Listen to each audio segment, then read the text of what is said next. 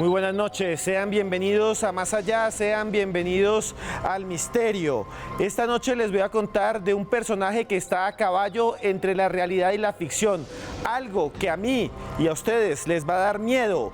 Les mostraremos testimonios increíbles, desde Perú a Colombia, de los Andes a la selva, de un ser que aparentemente ataca a las personas y les roba sus órganos y les roba su grasa corporal, del que hay registros desde la época colonial, desde el momento en que los españoles invadieron a América. Prepárense para ver imágenes estremecedoras esta noche, en nuestra noche especial, en nuestra investigación sobre pistacos en Más Allá.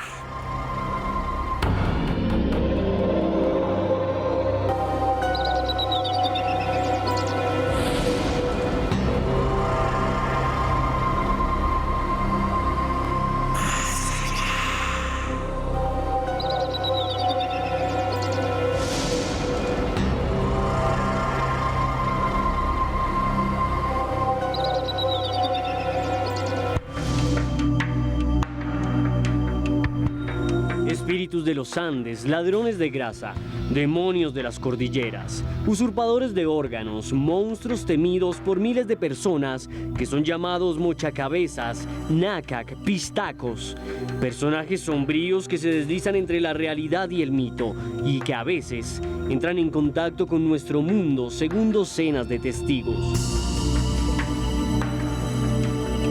Criaturas surgidas del miedo a los conquistadores europeos, anomalías que navegan entre los temores de las comunidades que sobrevivieron a la conquista y que parecen mantenerse activas entre senderos y abismos inexplorados.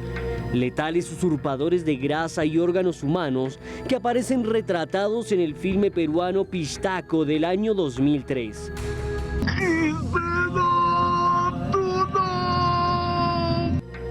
En el que su director José Gamboa nos presenta aterradoras escenas. Escenas que son reales para muchos y que han causado episodios de histeria colectiva y disturbios, como los acontecidos en la localidad peruana de Yucán y que fueron registrados de la siguiente manera por los principales noticieros del país. En Huaycán, donde más de 300 pobladores completamente descontrolados intentaron linchar a 2 encuestadores, acusándolos de traficantes de órganos. Estaba llevándose 5 niños, 5 niños. Madre santa.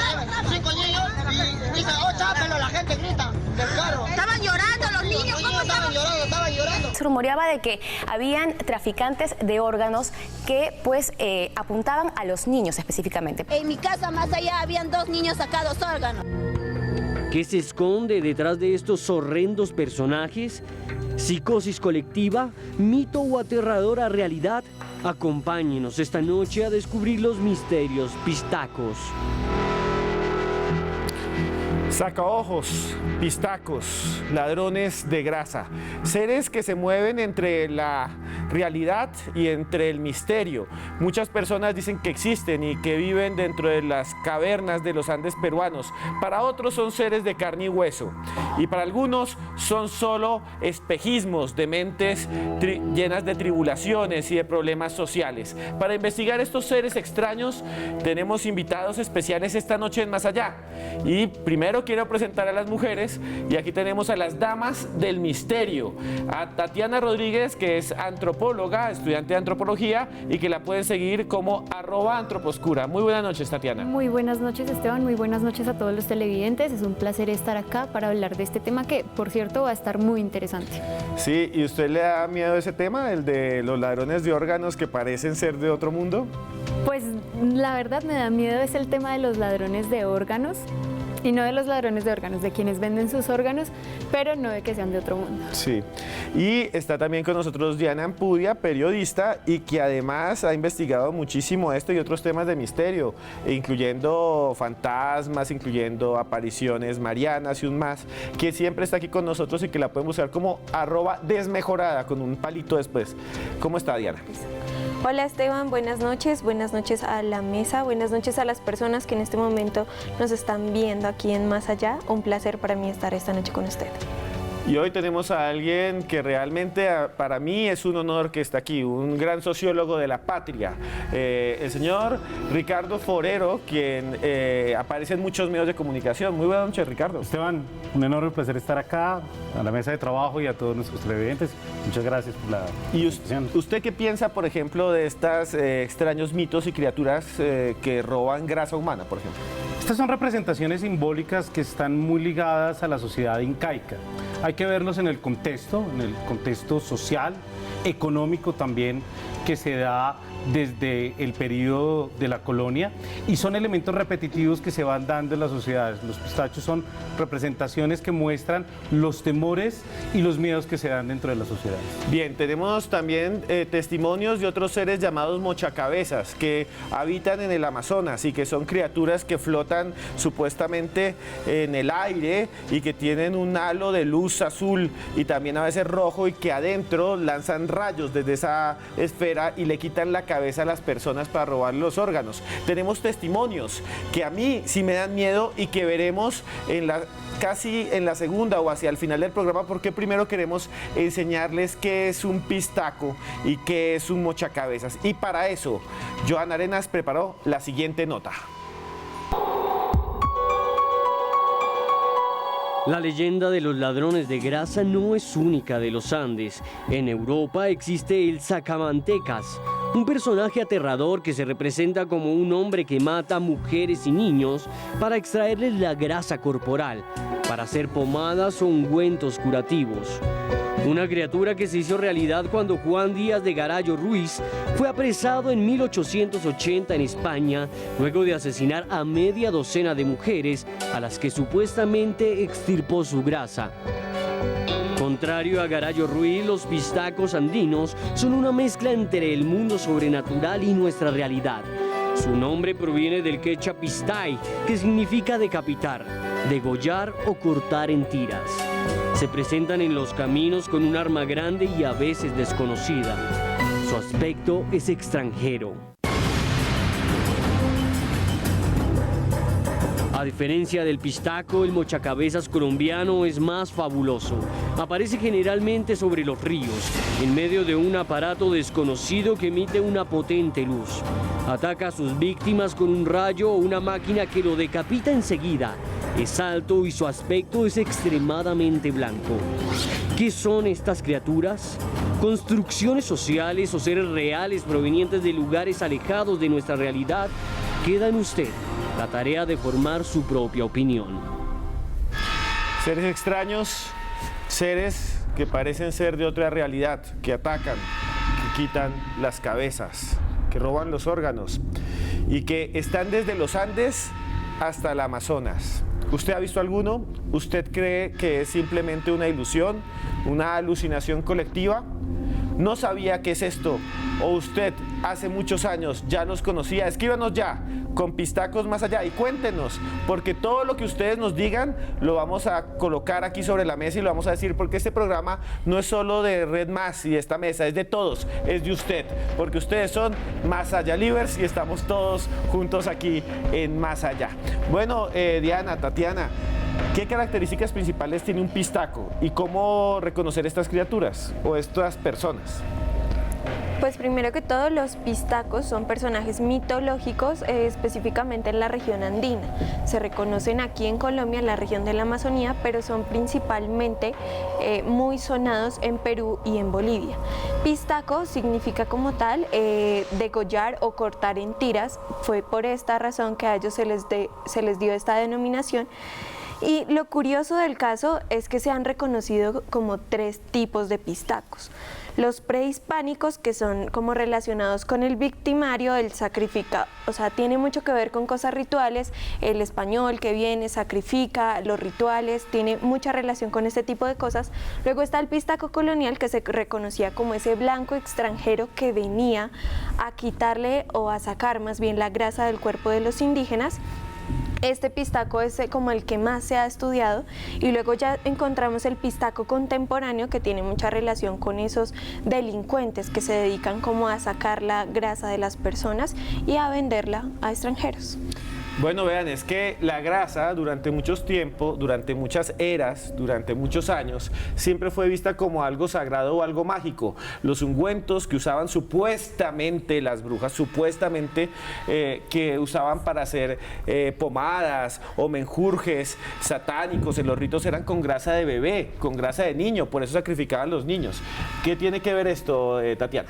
Primero, Esteban, respondiendo a la pregunta de cómo identifican al pistaco, primero me gustaría decir que es una relación que tiene también con el que se conoce como el mochacabezas o el cortacabezas. Que está más por el lado de Colombia. Sí, señor.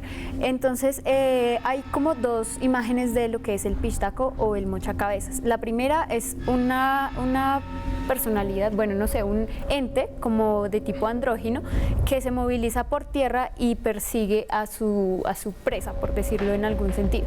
Y el otro es un pistaco o un ser provisto de mucha mejor tecnología. Es decir, ya no se habla de que se mueve entre las selvas, entre los bosques, caminando, sino que vuela, tiene luces y tiene elementos para paralizar a las personas y llevárselas. Y Diana, ¿y qué más podemos hablar de esto? Hay algo muy interesante de los pistacos y son como sus tipo de modalidades, las modalidades con las que realizan como los actos de cortar las cabezas o bien sea sacar los órganos. Una de esas modalidades se reconoce que es la de degollar. En principio se cree que el pistaco coge a su víctima, la degolla y la pone pies arriba, o sea, la persona queda con la cabeza hacia el suelo. Esto lo que quiere hacer el pistaco más bien es hacer que toda la grasa llegue a las extremidades superiores de la persona para extraerla de manera más fácil. Posteriormente, digamos, para agilizar el proceso, lo que hace es que pone velas alrededor de la persona para que el proceso sea muchísimo más rápido. Y otra técnica que se reconoce es que el pistaco va cerca a su víctima, le sopla un polvo blanco y este polvo lo que hace es como una especie de droga que hace que la persona pierda cierta noción y obviamente quede a merced del pistaco, que lo que hace es extraerle los órganos y finalmente sacarle la grasa. Hay diferentes versiones de esta criatura que roba grasa. Una es de la selva, la otra es de la sierra. Y esta parte del Perú es increíble lo que ha pasado. Para eso hemos contactado a nuestro programa hermano de Lima, del señor Anthony Choi. Él tiene un programa de televisión que tiene bastante rating y nos dio la siguiente entrevista en la que nos cuenta sus casos de pistacos y qué es un pistaco en el Perú.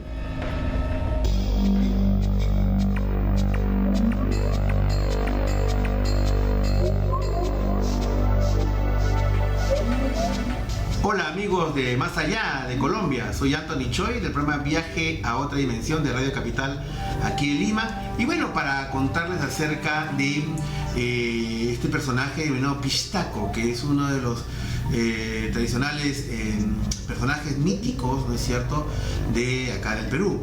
El Pistaco en realidad es lo que yo podría denominar una especie de Andean serial killer o un asesino serial andino, ¿no?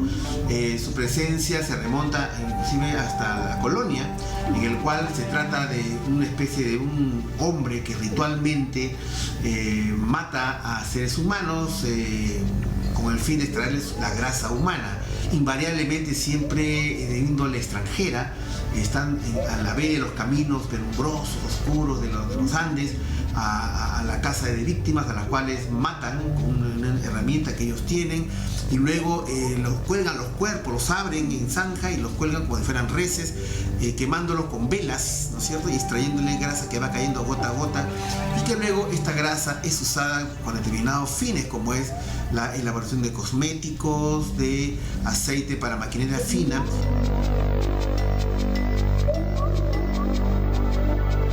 En febrero de 2009, el jefe nada más y nada menos que de la Dirección de Criminalística de la Policía Nacional del Perú, Eusebio Félix Murga, declaró en una conferencia de prensa que habían atrapado a nada más y nada menos que a una banda de pistacos, llamados pistacos del Guayaga, que es un río que está en la selva central peruana.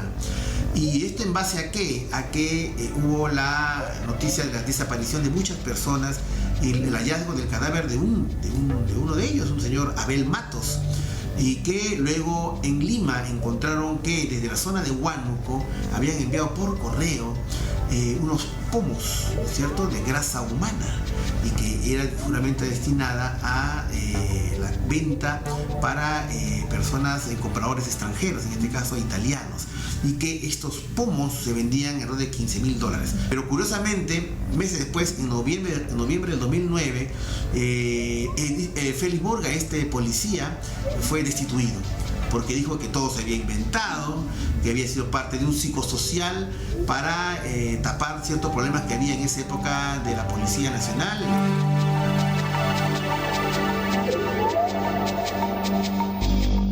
Todo ahí como una anécdota y que ocasionó pues la destitución de un policía que se sabía que era muy hábil. Déjeme decirles que yo tuve acceso al expediente penal. Lo que decía el expediente era que en realidad sí se había encontrado cuerpos humanos, se había hecho la declaración y el testimonial de estos presuntos pistacos, y sí, ellos habían declarado que eran pistacos. Hay que entender, dentro de una lógica de ellos, es que esto formaría parte de una serie de ceremonias rituales, de labores ritualísticas que se transmiten de generación en generación.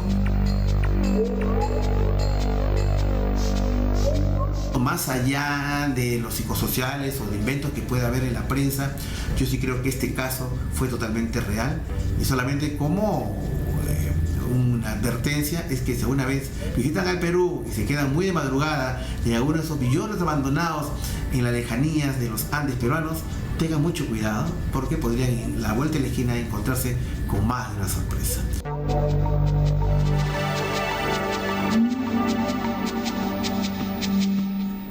Gracias a Anthony Choi y a su programa de televisión. Un abrazo desde aquí. Y ustedes, los que están viéndonos en este momento, por favor, en directo, digan aquí con el numeral Pistacos Más Allá qué piensan. ¿Hay esos ladrones místicos, mágicos o criminales de grasa humana, o todo es algo que simplemente viene de la imaginación de un grupo de personas alienadas? Para responder eso tenemos al doctor Ricardo Forero. ¿Qué piensa usted de estos casos y de lo que nos ha contado el señor Choi? En todas las sociedades humanas hay elementos simbólicos que son importantes de destacar. Uno de ellos, primordialmente en las sociedades que han tenido, digamos, esquemas de opresión por parte de otras culturas, como es el caso colonial propiamente, aparecen este tipo de personajes, los cuales muestran simbólicamente cómo dentro de la sociedad se genera la estructura del orden, la estructura del miedo, y a su vez cómo se van generando dentro de estos mismos procesos mecanismos en los cuales hay entes que generan este proceso de terror para generar procesos de orden social. O sea, el pistaco existe desde el punto de vista simbólico, sí, como una figura. Como una figura. Como una figura. Que sea un ser sobrenatural lo podemos discutir. Podemos decir, no creemos, los que tienen el mito, bueno, para ellos existe. Pero en este caso, ¿podría haber gente robando grasa solo para atemorizar, por ejemplo? Dentro de la investigación que hicimos para este programa y dialogando con algunas fuentes médicas, ellos nos comentaban cómo la grasa humana no es usada en términos comerciales. En las clínicas de liposucción, por ejemplo, la grasa es tratada más como un desecho quirúrgico.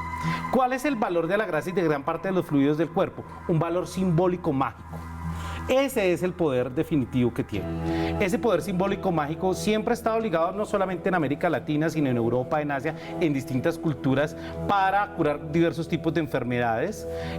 También tiene poderes mágicos en relación a diversas observaciones, puede crear máquinas, puede generar una serie de poderes, que es muy parecido también a una relación muy fuerte que también tienen otras culturas, entre ellos la cristiana, con el valor de la sangre.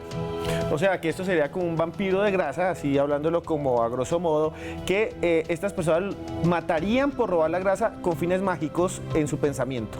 Sí, pero lo que están robando simbólicamente es el elemento propio de la salud y la vitalidad del cuerpo.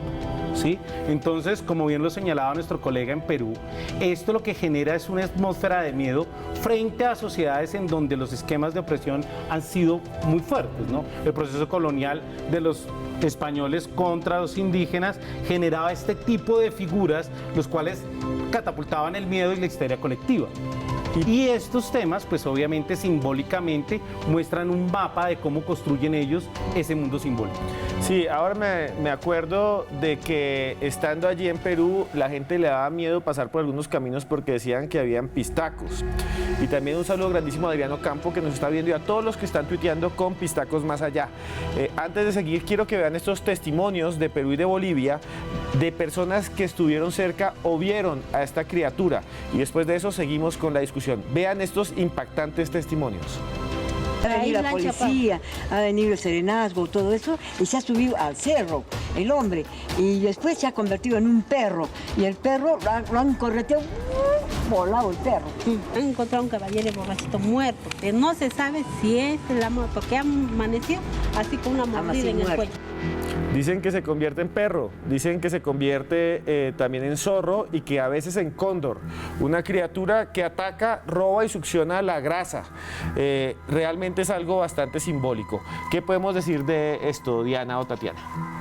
Bueno, pues a mí me gustaría como complementar la idea de lo simbólico en esta creencia, y es que el pistaco puede ser una representación que se da frente a lo que es lo otro, lo que es opuesto a nuestra cultura, y es como un modo, a grosso modo, un modo de representar aquello que vemos y lo que nos atemoriza de eso que vemos diferente a nosotros. Entonces, pues digamos, yo estuve revisando una investigación que se hizo en el Amazonas, en la región que se conoce como el trapecio amazónico, y justamente es una investigación de campo con gente que vive en el lugar, con gente que son de los indígenas de allí, que entre ellos se encuentran también, creo que los Nucac. Allí se encuentra que ellos representan, esto es una investigación reciente, representan a los gringos como esos pistacos. Entonces es como esa amenaza latente que ven ellos, como que ellos encuentran una amenaza para ellos mismos, la representan en un modo como mitológico, como que lo representan como con una narrativa en la que les llega a todos.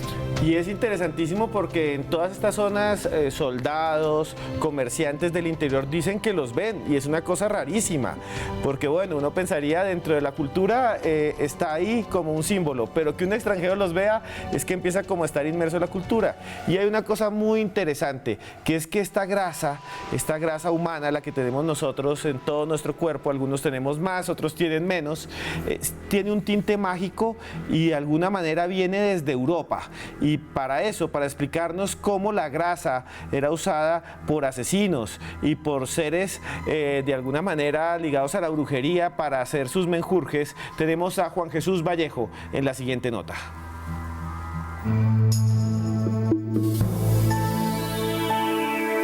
De Europa viene también, en concreto de la cultura española, la creencia de que la grasa humana puede curar, puede sanar sobre todo enfermedades como la tuberculosis. Es una práctica que se hacía en zonas rurales muy deprimidas de España hasta hace muy pocos días, porque en el siglo XX tenemos también casos de personas que asesinaron en una provincia en España que se conoce por el nombre de Almería.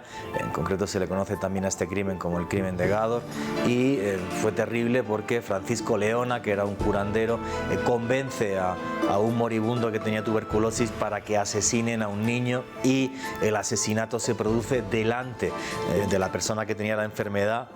Le acuchillan en la axila, le dan de beber vasos de sangre a la persona que está enferma.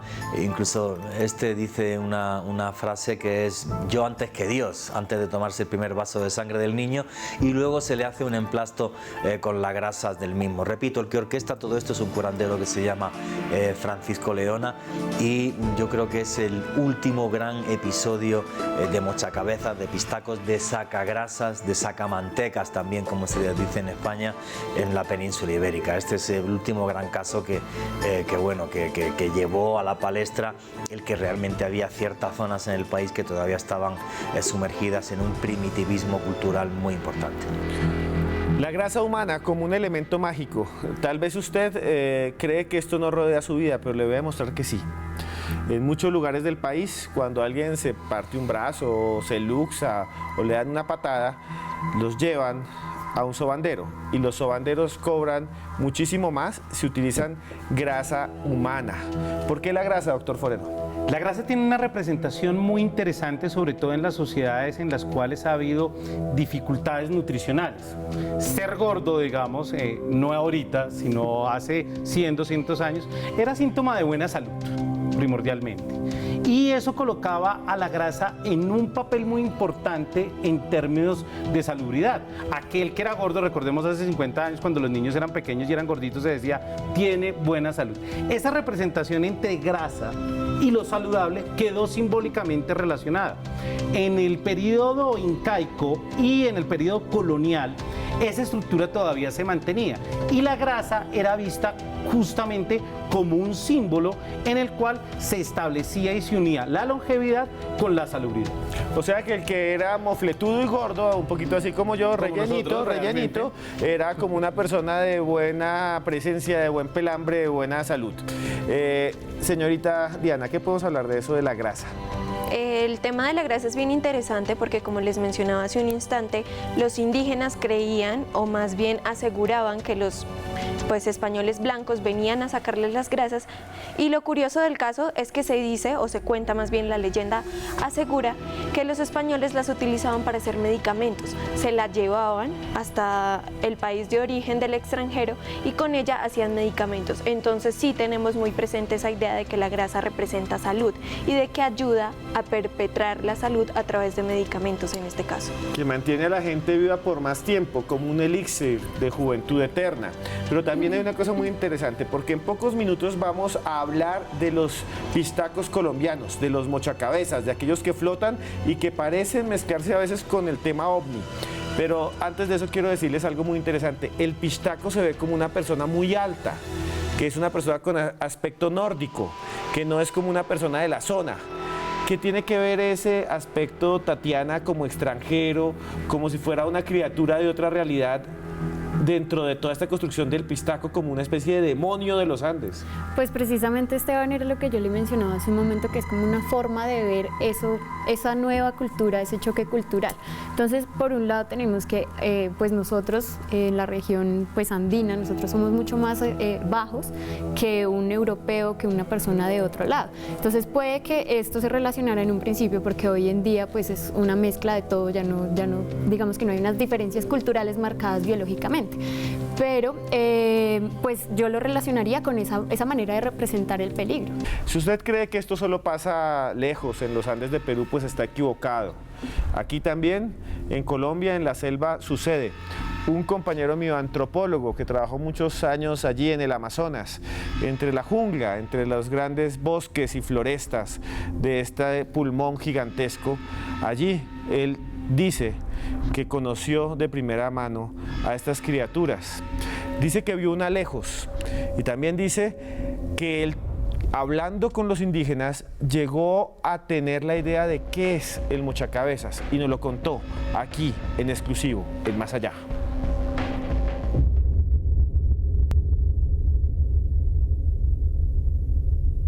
Los mochacabezas son unos extraños seres en los cuales la gente de las comunidades indígenas del sur del departamento del Amazonas, del área del trapecio amazónico, creen y sienten bastante temor. Pero se debe aclarar que generalmente ellos asumen que son humanos, no son seres sobrenaturales ni entidades espirituales, sino son seres humanos, ¿sí? ¿Qué dicen que son? Unos personajes rubios, ¿sí? Generalmente dicen que son gringos o gente de países desarrollados, que andan en naves muy livianas, muy pequeñas, muy silenciosas por la selva, generalmente de noche, y que atacan a los pescadores. Esta pequeña nave tripulada por una sola persona lanza una luz sobre quien va en la canoa, quien va en la embarcación. Lo hipnotiza, es lo que dicen ellos, y entonces después lo captura para llevarle la cabeza u otros órganos. Lo que los paisanos de allá dicen es que estas cabezas, eventualmente otros órganos, son extraídos para investigación científica y para generar medicamentos, productos que ayuden a rejuvenecer los cuerpos envejecidos, decadentes, contaminados de las personas de los países desarrollados. Yo he visto luces extrañas, incluso una vez tuvimos una situación con un amigo indígena de una comunidad, fuimos a pescar en la noche y había una luz muy brillante, como una estrella, ¿sí? Pensábamos que era un planeta. Pero él de repente me dijo, mira, el planeta nos está siguiendo, esa luz nos está siguiendo, y se puso muy asustado, se asustó demasiado y no fuimos a pescar. Llegamos hasta una balsa a conversar con algunos pescadores que estaban en esa balsa en la noche y nos dijeron que efectivamente las luces estaban saliendo bastante por esos días. Las historias que me han contado gente que dice haber sufrido el ataque, pero ha sobrevivido, es que aparece una nave muy pequeña, silenciosa, y les lanza una luz. Puede ser un reflector muy potente, ¿sí?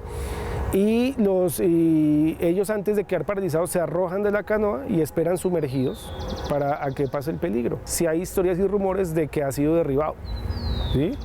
De que colocaron, por ejemplo, una canoa con un señuelo, un muñeco, tamaño real, con espejos, y que la luz rebotó, se reflejó. Y entonces ya le salió el tiro por la culata al Mochacabezas, cae, lo linchan, lo matan y encuentran ese tipo rubio, ¿sí? De ojos claros, con mucho dinero. Se llevan el dinero, pero siempre esa historia concluye que el que ha derribado el Mochacabezas huye. Si existe, no es algo sobrenatural ni espiritual, es algo humano.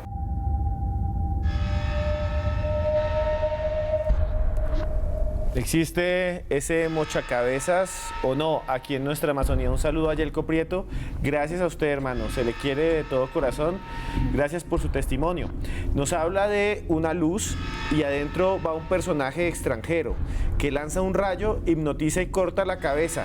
Eso lo dicen los indígenas de acá, de nuestro país, y lo dicen no solo ellos, lo dicen funcionarios públicos, lo dicen soldados. Más adelante les voy a poner un dibujo que hizo un soldado de lo que vio, que él vio un Mochacabezas, perdón. Y si me estoy ahí trabando, por favor, escriban lo que quieran, pero no se traban como yo, allá pistacos más allá. Pero bueno, para ver la diferencia entre el pistaco o el Mochacabezas o saber si son parecidos, tenemos a Tatiana Rodríguez. ¿Qué diferencias hay o se parecen estas dos criaturas? Las dos criaturas apuntan al mismo lugar, pero yo creo que la diferencia consiste básicamente en que el pistaco va directamente relacionado con la extracción de grasa. El pistaco también puede cortar la cabeza, pero en el caso del Mochacabezas únicamente se dedica a cortar la cabeza, y algunos rumores recientes también mencionan que no solo corta la cabeza, sino que extrae órganos también internamente, que esto es un caso que veremos ahora más adelante con el caso de Perú, de una histeria colectiva. Entonces yo creo que la diferencia fundamental es que uno va enfocado a la extracción de grasa, que también puede cortar la cabeza, y el otro va directamente con la cabeza. ¿Y por qué, doctor Forero, simbólicamente cortar la cabeza es tan importante en casi todas las culturas? Tiene una representación muy importante en torno a que en la cabeza se encuentra la identidad simbólica de cualquier sujeto. Cuando se secciona la cabeza, desde las sociedades tribales hasta, ha sido usado en ritos de iniciación, en ritos de matrimonios en distintas comunidades históricamente, la construcción de la cabeza como una representación del individuo y de la subjetividad es supremamente importante. Cuando corta la cabeza, se apropia simbólicamente del espíritu, por así decirlo, de la esencia del individuo, y la retoma completa. Entonces ahí hay un juego simbólico muy importante que hace que este elemento sea un elemento que en todas las culturas, aún hoy, si no veamos el tema de los carteles mexicanos, ISIS y demás, se viene presentando esa apropiación que se da en torno a la identidad y la subjetividad del otro. Bueno, un saludo rápido a Adrián Tepes, que está ahí viendo, y a Gente de Caos. Y vean, les vamos a colocar algo realmente increíble. Ya escucharon al antropólogo Yelko Prieto hablando de lo que él escuchó y de lo que él vio en su trabajo allí en el Amazonas colombiano. Ahora vean este testimonio de la Amazonía, donde un testigo nos cuenta qué vio y cómo se enfrentó al Mochacabezas. Se supone que en esa nave que vuelan hay una persona, ¿no? Pasaron de allá, pasó más o menos a las 6:15 de la noche. Parecían una estrella, pero por allá sí. Ajá, claro. Pero como era tan bajito, se notaba que era como una nave, una luz, pues, ¿no? Y fuerte la luz. Y otra pasó por allá, por atrás de ese cerro, y se perdió por allá. Y toda la población estaba asustada. Se han concentrado en un solo sitio, 2, 3 partes, ya todos con escopeta. Dice que sacan los ojos, que a los niños, sacan el corazón. Son, dice, traficantes de órganos. Un testimonio de la frontera entre Perú y Colombia. Una mujer que nos cuenta cómo ve esas luces como naves y que salen rayos y que le dicen que esta gente se roba los órganos y la grasa de las personas. ¿Qué piensa usted? Por favor, díganos con el numeral Pistacos más allá. Pero aquí hay una cosa, doctor Forero, es diferente al de los Andes, que es que el de los Andes es una persona que es sobrenatural, que aparece, desaparece y se vuelve perro. No, esto es algo que flota. Y entonces hay varias teorías. Y yo se las digo y usted me dice qué piensa. Una teoría dice que son empresas extranjeras que utilizan drones, helicópteros y más para espantar a los indígenas y poder sacar coltán y otras cosas que pueden tener ahí. La otra que es solo una leyenda y que la gente está alucinando o ve un cometa, un planeta, una luz, un reflector y lo confunde. Y la otra es que realmente existe algo extraño en la selva que tal vez no conocemos y que tal vez hace parte de ese otro mundo del misterio que todavía nos falta por entender. ¿Qué piensa usted? Yo creo que esas tres hipótesis que señalas uno puede, digamos, debatir bastante. Lo que sí quiero señalar es que hay un elemento transversal importante a cada uno de estos elementos. Se dan en comunidades que están en zonas de extractivas, primordialmente mineras, agropecuarias, sometidas, digamos, a una estructura de poder muy fuerte. Es muy interesante cómo cada uno de estos personajes simbólicamente son representaciones de dominación, ¿sí? El pistacho es un hombre europeo, caucásico, de 1,90 que enamoraría a las muchachitas de la zona G, pero más allá de eso lo que muestra es la dominación entre el mundo europeo y el mundo latinoamericano, y eso se ha dado desde el proceso de la colonia hasta hoy. ¿Puede haber otros elementos? Yo creería que sí, sin duda alguna. La Amazonia tiene una enorme riqueza y hay muchos intereses creados en esta zona del mundo. Yo quería decirles a ustedes antes de que sigamos que si quieren ver mis imágenes y mis fotos también por adentro del monte, en la selva y tal vez un poco de grasa humana, pueden buscarme en mi Instagram, que es @cruzescribiente, y por su pollo también en mi Twitter, que es @cruzescribiente. Pero en este momento llega el momento de ustedes. Este programa es de ustedes, en el que están tuiteando ustedes con Pistacos más allá, y hasta ahora en el búnker de Red Más Noticias se encuentra Joana Arenas. Muy buenas noches, Joana. Buenas noches, Esteban. Hoy desde el búnker, mañana desde cualquier otra parte de este set. Mire, está Felipe Pérez aquí con el numeral Pistacos más allá y nos pregunta si quizás este tema tenga relación con el chupacabras. Pues directamente no lo tiene, pero hay una cosa muy interesante que hablábamos con el doctor Forero, que causa una misma histeria, ¿es verdad? Sí, a finales del año 2000 se dio un boom en las zonas rurales mexicanas, sobre todo en la zona del norte, frente a este elemento mitológico del chupacabras. Es muy importante anotar el momento, porque fue un momento de transición muy importante y de crisis en la historia mexicana, porque fue la entrada del TLC, del Tratado de Libre Comercio del Norte, y de la insurrección de los zapatistas. Y este elemento simbólico mostró justamente cómo se relacionaba frente a tradiciones indígenas que se daban desde la colonia. Entonces, no tiene una relación directa en términos históricos, pero simbólicamente representa el eje en relación frente a la sangre, también como una sustancia sagrada que tiene una serie de poderes, y a través también de la construcción mitológica que se daba en esta zona. Esas dos criaturas, el pistaco y el mochacabezas. ¿Qué más dicen nuestros tuiteros, Joana? Está Airi Omega, que nos pregunta cuál es el uso que se le da a esa grasa en la actualidad. Pues hay un montón de mitos sobre grasa. Diana y doctor Forero. Diana. Hay un caso muy curioso que pasó en Perú hace poco tiempo. Encontraron a unas personas que supuestamente traficaban con grasa humana y ellos aseguraban que la grasa la vendían en el exterior. Muchas veces decían que era para cosméticos, otras tantas que simplemente la grasa no sabían dónde la dejaban, simplemente ellos la vendían. Pero lo curioso era lo que decía el profesor Forero hace un rato, y era que la grasa en realidad no tiene ninguna utilidad comercial, o sea, es algo que simplemente hasta en los quirófanos, en las estéticas lo desechan. Entonces es poco probable que en realidad se utilice en cosméticos o en cualquier otro tipo de empleo. Algo rarísimo esto de la grasa humana. ¿Algo más, Joana, que nos estén tuiteando? Está también Vidal Arturo, que nos pregunta si hay algún caso similar al de Perú aquí en Colombia. Pues el caso similar es, Tatiana. Pues precisamente el pistaco también se le conoce en el Amazonas como nacac o liquirichi. Muy bien. ¿Algo más, Joana? Su amigo Carechimba Esteban relaciona esta historia de los pistacos, de lo que estamos comentando hoy, con la película El Perfume.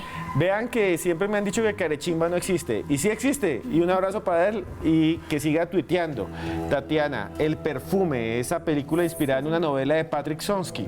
Sí, señor, es precisamente, yo creo que está relacionado con lo que dice el profesor Forero, y es que es un valor simbólico, y esa narrativa nos presenta precisamente ese valor simbólico, pero entonces ya no es en torno a un mito, sino es en torno a una obsesión con la grasa humana que se dota o se carga de un olor particular que identifica a la persona. Bien, Joana, ¿qué más? Por último, Esteban, Edwin González nos cuenta la siguiente historia. Dicen que los sobanderos de la avenida Caracas con calle Sexta, esto es en Bogotá, usan grasa humana sacada de medicina legal.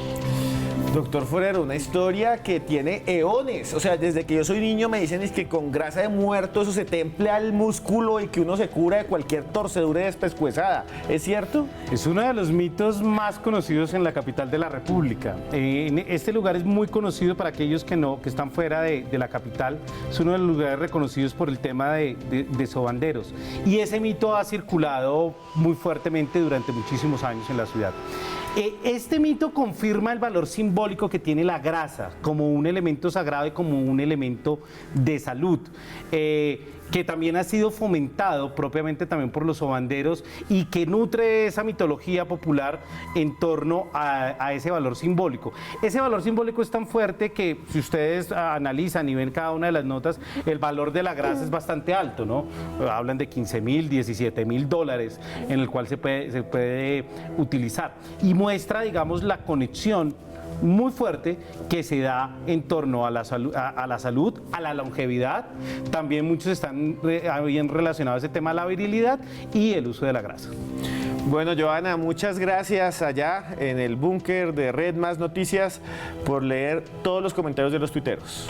Gracias, Esteban, y muchas gracias a todos por escribirnos con el numeral Pistacos Más Allá. Sigan comentando que Esteban, cuando se termine el programa, les va a responder todas sus preguntas. Sí, yo les respondo ahí, si no les responde el doctor Forero, que lo encuentran como @RicardoForero, el Twitter más fácil, @RicardoForero lo encuentran. Pero si uno se imagina los mochacabezas del Amazonas como esferas, como una especie de máquina que flota, como nos han contado los testimonios, pues eso se llama ovni, porque es un objeto volador no identificado, así de simple. Cuando lo identifiquemos y digan es una lancha, es un foco, es un dron, que podría ser un dron, pues entonces sí podríamos decir es un dron, pero por ahora son ovnis, lo que ve la gente allá en Puerto Nariño, lo que ve la gente en La Chorrera. Y en La Chorrera hay una base militar. Hay un soldado que yo no puedo decirles el nombre porque él pidió que guardáramos la información. Cuando estaba viendo Más Allá y cuando puse el título me llamó y me dijo yo vi el mochacabezas, flota, y nos envió las siguientes imágenes de lo que sería el mochacabezas. Pues son imágenes que no son de una persona que sea un dibujante profesional, son imágenes que son pues de un soldado colombiano, y él dice que eso fue lo que vio, que él iba en la lancha con sus compañeros, que vieron una luz a lo lejos y que se le acercaron porque pensaban que era una lancha ilegal, y que lo que vio era una esfera de luz que en el centro tenía una persona con la cara completamente negra, y que ellos se fueron rápidamente de ahí. ¿Usted qué piensa? ¿Le cree o no? Esto nos lo envía un soldado, así como ustedes nos pueden enviar lo que quieran. ¿Qué piensan ustedes de esta imagen y de este dibujo que nos envían? A mí se me hace bastante parecido a los grises, esos ovnis de los que se tiene bastante conocimiento por la forma. Él lo presenta ahí con una forma alargada, de hecho al parecer las manos son muchísimo más largas de lo que podrían ser en una persona normal, entonces se me asemeja mucho a esta figura, podríamos estar hablando de ovnis. Eso es lo que dicen estas personas, son ovnis desde que no sean identificados. Ahora veamos estas imágenes en Brasil. En Brasil en los años 70 hubo un caso famosísimo en el Amazonas, las luces chupa chupa. Se decía que eran unas luces, ahí están. Estas son fotos que se tomaron en el Amazonas de las luces que veían los indígenas y los colonos, y esta es una señora a la que la atacaron con un rayo de luz, según ellos, en ese tiempo, y esto es lo que ellos veían. Este dibujo lo hizo también un militar, y esto es lo que ellos veían dentro de las luces. Esta también es un dibujo hecho en la Amazonía brasilera de estas luces que supuestamente atacan a la gente, y es un mito muy parecido. ¿Algo que quieran decir los que están acá? ¿Les parecen parecidos los dos mitos, el de los mochacabezas y el de las luces chupa chupa?